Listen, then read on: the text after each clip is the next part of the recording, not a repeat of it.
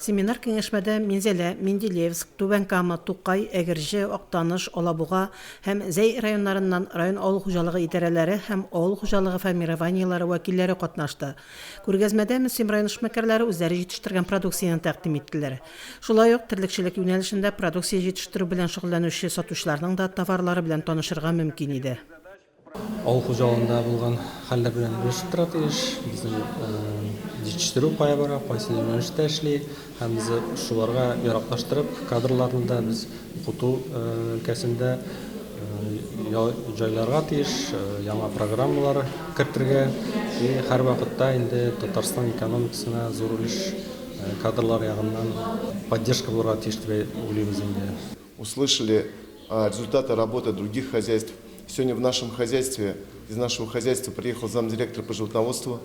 Он получил благодарственное письмо за успешную работу. В этом году мы прибавили на 150% продукцию в первом квартале 2024 года. Мы компания «Август» всегда открыты. Мы показываем, как работаем в животноводстве, с животными. Наше производство, к сожалению, с такой биологической обстановкой мы не можем пригласить на комплекс, показать это вживую. Это будет все на экране показано, рассказано. А так это такие зональные семинары совещания, я считаю, что это очень полезно. Күргәзмә белән Татарстан Республикасы авыл хуҗалыгы һәм азык-төлек министры Марат Җәппәров та танышты. Үз продукцияларын тәкъдим итүчеләрнең фикер тәкъдимнәрен тыңлады, сораулар бирде. Ул шулай ук семинар киңәшмәнең пленар утырышында да булды. Что касается животноводства, вот тоже видели, я считаю, что очень хорошая выставка, присутствует много компаний, да, могло присутствовать еще больше компаний. На сегодняшний день у нас производство молока составляет 4800 тонн, мы в сравнении с прошлым годом идем с 7% ростом, это практически 300 тонн. Чара барышында министрны район башлыгы Альберт Хуҗин узатып бирде. Киңәшмәдә катнашучыларны Мөслим районының терлекчелек тармагындагы күрсәткечләре белән таныштырды. Марат Җәппәров һәм Альберт Хуҗин терлекчелек юнәлешендә яхшы күрсәткечләргә ирешкән һәм тырыш хезмәт кылган бер төркем алдынгыларны бүләкләделәр. Алдынгыларга Татарстан Республикасы авыл хуҗалыгы һәм азык-төлек министрлыгының рәхмәт хатлары һәм мактау грамоталары бирелде. Марат Җәппәров эш визиты барышында Фаизы һәм авыл хуҗалыгы җитештерү кооперативында булды. Биредә җитештерү цехларын карады, эш барышы белән танышты.